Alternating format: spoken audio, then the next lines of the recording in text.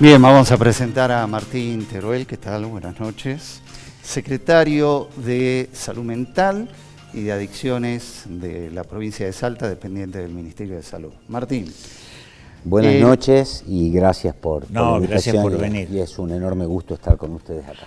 Han habido declaraciones tuyas durante la pesada semana, o esta semana mejor dicho, respecto a la situación en el sector público de la atención de casos vinculados a la salud mental, ¿no? Señalando que en la provincia estamos al límite. Describinos y explicanos un poco cuál es esa situación, y después queremos ir a fondo a tratar, a hablar, a entender los problemas de salud mental en un contexto social y económico determinado, ¿no? Bueno, sí, tal la reseña que vos hacés refiriéndote a declaraciones mías, el escenario que tenemos en la provincia es de un crecimiento exponencial de las consultas en el sistema de salud pública, hablo de salud en general por las distintas especialidades, y esto lo pensamos en parte por el desplazamiento que hay de muchas personas que antes se atendían en el subsistema privado, y ante la pérdida de su poder adquisitivo necesitan acceder a atención gratuita. Esto además se verifica en las consultas por motivos de salud mental, y en ese sentido lo que nosotros hemos observado, si hacemos la comparación entre el año 2024 y la actualidad, el primer trimestre de este año, es que las consultas por salud mental, solo hablando de los consultorios externos de los hospitales, ha crecido alrededor de un 40%. Entonces, por un lado, sigue la generalidades que yo acabo de decir, de un crecimiento de la demanda en salud pública, pero por otra parte creo que eso también nos muestra que hay un creciente número de ciudadanos con padecimientos psicológicos, con sufrimientos subjetivos, con problemas de salud mental. ¿Cuáles son las patologías que más se registran? Bueno, podríamos decir que el tronco del sufrimiento psíquico actual tiene que ver con la angustia, y la angustia se puede manifestar por un lado en cuadros de ansiedad, o por otro lado en la contracara, serían los cuadros más ligados a los episodios depresivos. Dentro de ese espectro, además, encontramos que hay un incremento en el recurso químico, el uso de drogas, legales o ilegales, y por otra parte también el crecimiento sostenido de los índices de suicidios consumados o intentos de suicidio que no llegan a tener un desenlace fatal. Es muy interesante porque muchas veces se ha dicho que la impotencia te genera angustia, termina a veces en episodios de violencia. ¿Puede ser eso también como Sí, también, por supuesto. De hecho, lo vemos, yo diría cotidianamente, en la vida social y las redes sociales, que además hacen que con inmediatez se puedan ver escenas de distintos contextos donde sí hay una tensión creciente que muchas veces se manifiesta en episodios de violencia. Y lo que pasó, si me permiten, un contexto muy reciente que tiene que ver con el Mundial y todo esto que hemos estado discutiendo en este tiempo, es cómo esa violencia virtual después tiene el correlato real, claro, ¿no? Porque lo que pasó es que... Llega al mundo físico, digamos. Sí, claro, porque lo que empezó como debates que además fueron subiendo de tono, porque antes era si a Argentina le regalan los partidos, y después pasó a ser argentinos perdieron las Malvinas por cobarde, claro. O sea, empezaron a ver, y los argentinos respondiendo con ofensas de igual tenor, que es un absurdo total, digo, con pueblos con los que verdaderamente estamos hermanados, ¿no? Pero eso después de la final del Mundial se vio con episodios de violencia en España hacia argentinos y la contracara. La idea no es que nos victimicemos según el color de la camiseta, pero hay un creciente incremento de la tensión violenta que muchas veces se manifiesta a través de las redes y queda ahí, pero bueno, queda ahí hasta que la gente se encuentra en la calle. Vos sabés que cuando estábamos presentando el programa, hacíamos referencia a tu presencia, hablamos con Gustavo, las cosas que uno le pone a un partido. Yo normalmente conduzco un noticiero y discutía a veces con algunos compañeros, digamos, diciendo, es un partido de fútbol, lo demás lo ponés vos, ¿viste? Porque incluso se cargó tanto el partido contra Inglaterra que parecía que íbamos a dirimir la tenencia de las Malvinas, y en realidad son las cosas que le ponemos uno en un proceso en donde los medios de comunicación tenemos una activa participación exacerbando. Sí, y después hay otro factor, ¿no?, que es la generación de expectativas, que las podemos ver ahí en el deporte, pero también en la política y en la realidad, que después llevan a frustraciones, ¿no?, a no poder manejar esa frustración. Sí, y yo creo que nos podemos animar a decir con todas las letras que la frustración es uno de los elementos centrales de la época, ¿no? Yo no sé la población que nos mira en este momento, no me quiero poner demasiado academicista, pero ustedes saben mejor que yo que si la modernidad lo que trajo es la esperanza de que el progreso de la ciencia iba a vivir que los seres humanos iba a hacer que los seres humanos viviéramos mejor, y la posmodernidad lo que es la hija del desencanto. Exactamente. Y bueno, y ahora hay autores que hablan de que estamos como en una tercera etapa de esa secuencia, que es la hipermodernidad. Pero lo que decía, hay una cuestión central, que es que sí, que vivimos tiempos de desencanto y de frustraciones y de promesas incumplidas, ¿no? De que, bueno, los avances iban a hacer para que todos estemos mejores, y hoy lo que se discute es en el mundo, y también, ¿por qué no en nuestro país?, es porque los que tienen cada vez tienen más, y cada vez es más grande el número de los desposeídos o de los que no pueden cubrir sus necesidades, o los que, ¿no? Y que no es un patrimonio del tercer mundo, sino del mundo desarrollado, en donde el estado de bienestar de la posguerra se ha desarmado completamente. Entonces te encontrás de que las expectativas... Hoy los jóvenes dicen, no puedo tener una casa, me tengo que volver a vivir a la casa de mi viejo. Después lo que aparece como necesario es lo que se llama la resiliencia o la adaptación. ¿Qué capacidad tenemos los seres humanos de ver que el panorama es distinto y que tenemos que de alguna manera adecuarnos a ese panorama?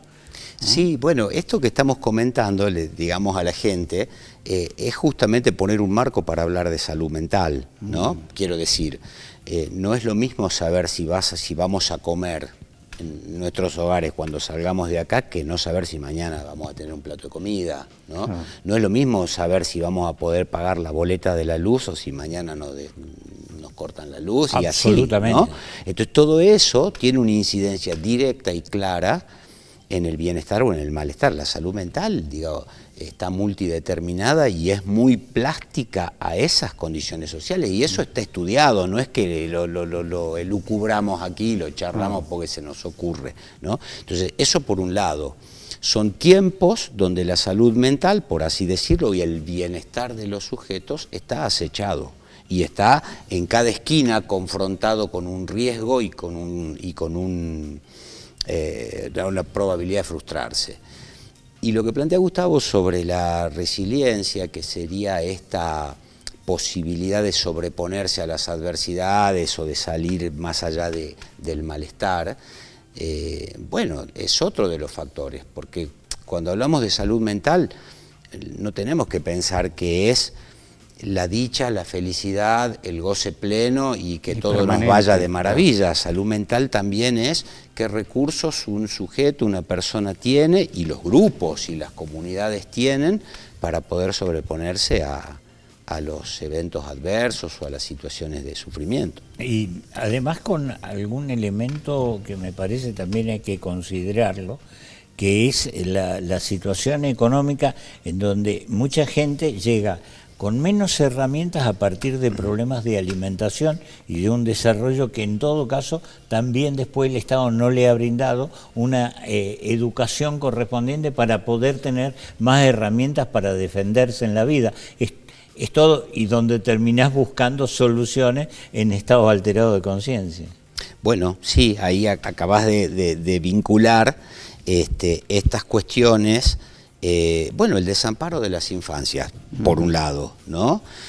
Por otro lado, hablando de las intoxicaciones y de los usos de drogas, lo que el Observatorio Argentino de Drogas viene estudiando cada 10 años, a veces con algún intervalo un poco menor, pero más o menos son estudios que se hacen cada 10 años, es que crecen los usos de drogas en la población, en toda la Argentina, y que las edades de inicio son más tempranas, con lo cual vos empezás a pensar en esos otros determinantes y riesgos que tienen nuestras infancias hoy, nuestros niños y niñas, y las implicancias que eso tiene a futuro, ¿no? Y estas son cosas que nosotros acá en la provincia también las venimos viendo, las venimos siguiendo, las venimos estudiando. ¿Y qué se debe hacer? ¿Cuál es el camino o los caminos posibles? Bueno, son distintos caminos. Y creo que son de involucramiento múltiple. Una de las cosas que yo he venido diciendo, yo diría casi a repetición maníaca en los últimos 2 años, es que la salud mental es una construcción colectiva. Mi salud mental no es un asunto solamente mío, necesito de mis entornos para que me apoyen, para que me ayuden, para que me tiendan una mano. Y al mismo tiempo, cuando yo tengo un padecimiento mental, afecto a mis entornos. Vamos a preguntarle a una mamá que tiene un hijo estragado por el consumo de drogas, o vamos a preguntarle a quien tiene que acompañar a una persona que tiene una esquizofrenia que no está siendo tratada y que delira y tiene comportamientos bizarros. Vamos a preguntarle a esos entornos si no sufren también. Por lo tanto, la salud mental es colectiva, se construye colectivamente. Entonces creo que el primer dique de contención es cómo podemos favorecer en los entornos más cercanos de la comunidad posibilidades de acompañar, de ayudar. Y lo segundo que vengo diciendo en relación a eso es que además el sistema de salud pública tiene que ponerse a la altura de las circunstancias, porque, por ejemplo, en el mundo la brecha de acceso a la atención es muy grande. Si esa realidad la vemos bajo el prisma de la Organización Panamericana de la Salud, ¿qué pasa en las Américas y qué pasa en el Caribe? 2 de cada 10 personas que tienen algún padecimiento mental acceden a atención. 8 no. Si el problema son consumos de drogas, en América 1 cada 12 personas accede a atención, las otras 11 no. Entonces, por eso yo insisto casi obsesivamente que una de las cuestiones centrales que nosotros tenemos que hacer como sistema de salud es reducir esas barreras de acceso, incorporando profesionales. Nosotros tenemos una provincia que además tiene una geografía y una extensión y una serie de circunstancias muy diversas, muy heterogéneas, y tenemos un problema muy serio para que haya profesionales que estén dispuestos a radicarse para trabajar y desempeñarse en áreas del interior provincial, ¿no? Así que ahí hay un desafío muy grande. Nosotros hemos podido como sistema de salud pública armar pequeños servicios en lugares que realmente nunca hubo servicios de salud mental, por ejemplo Salvador Massa, Santa Victoria Este, Morillo, y reforzar equipos en otros lugares. Pregunta difícil, sí. ¿Hay presupuesto? Mira, el presupuesto del Ministerio de Salud de la provincia es alrededor del 27% del presupuesto provincial. En Salta, 1 de cada 4 pesos se destina a la salud pública, otro peso se destina a la educación pública y otro peso se destina a la seguridad. Sí. Y el otro peso que queda es para todo lo demás. Pero te doy un ejemplo. Nosotros, todos estos profesionales que se van incorporando no están incluidos en el presupuesto del punto de partida. y se va haciendo, porque también hay una decisión, digamos, que por supuesto está mucho más allá de la función nuestra en la Secretaría, hay una decisión muy clara a nivel de salud y a nivel del Ejecutivo, y te doy otro ejemplo, o les doy otro ejemplo. El año pasado, en marzo, Nación informó que se cerraba la residencia interdisciplinaria de salud mental. La residencia es un espacio de formación durante 4 años de especialistas, y la Nación decidió cerrarla. Y nosotros como provincia abrimos una, ¿no? Porque nos parece estratégico formar especialistas dentro del sistema de salud pública que después sean los que van a seguir reforzando equipos. Claro, además es la curva de aprendizaje. Exactamente, porque además salud pública no se parece a otras cosas, ¿no? Yo trabajo en mi consultorio, he trabajado en mi consultorio hace más de 30 años. No es lo mismo atender en un consultorio que atender en una salita de barrio, en un hospital, en un paraje. Entonces, la salud pública creo que requiere hasta de una mística, diría, ¿no? De un amor por la camiseta. Entonces, bueno, la provincia creó esa residencia. Hoy se están formando, esa residencia depende de nosotros como secretaría, hoy se están formando 12 profesionales, ¿no? Bueno, eso tampoco estaba previsto en el presupuesto. Se inventa, se fabrica, se saca de otro lado, se redistribuye. Así que yo no puedo, no me asusto tanto cuando los legisladores sacan la ley de presupuesto. Cuando sacan la ley de presupuesto sí me aflijo, pero sé que después existe una decisión política de que se vayan reforzando. A mí me quedó dando vuelta algo que dijiste que me parece fundamental, y es la última de mi parte. Estás hablando de la interacción social, cuando decís la salud pública, de la salud mental es un problema de salud social, es decir, es una interacción.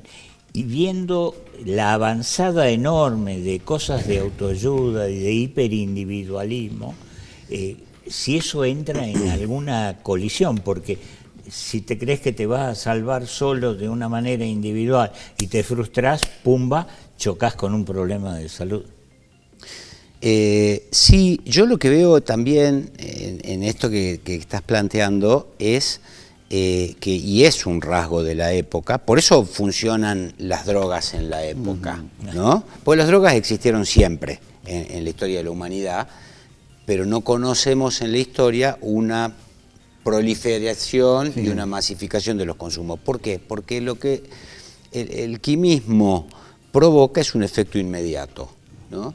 Y también cuando proliferan estas nuevas maneras de ofrecer salud mental, que no tienen que ver con la psicología, ni con la psiquiatría, ni con la ciencia, ni con las disciplinas,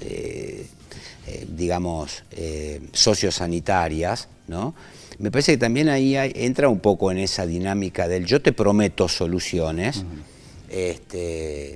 soluciones rápidas, y creo que también parte de la construcción de salud mental, ahora que lo pensamos, lo charlamos y lo podemos decir, yo creo que también parte del mensaje referido a la salud mental es que no existen soluciones rápidas. Sí hay soluciones que se deben brindar rápidamente, ¿no? Pero el restablecimiento de una persona, que alguien que sufre pueda empezar a afrontar mejor su padecimiento, sus realidades, y reinventar maneras de poder sostener un proyecto, eso no se hace en un chasquido de dedos, ¿no? Entonces creo que también, bueno, cuidar la salud mental es no comprarse cualquier oferta, y dicho esto, yo mencionaba al pasar, mencioné la problemática del suicidio como uno de los temas que preocupan y mucho a nosotros en la provincia. Es que en la enorme mayoría de las personas que se han quitado la vida en nuestra provincia, al menos durante el último año, que es lo que vamos pudiendo estudiar, los últimos 2 años, con un trabajo epidemiológico importante, la enorme mayoría de esas personas no estaban recibiendo atención, ¿no? Fundamental. Gracias por venir, la verdad que hemos aprendido un montón. Bueno, muchas gracias por invitarme y ojalá podamos seguir aprendiendo juntos muchas otras cosas. De hecho.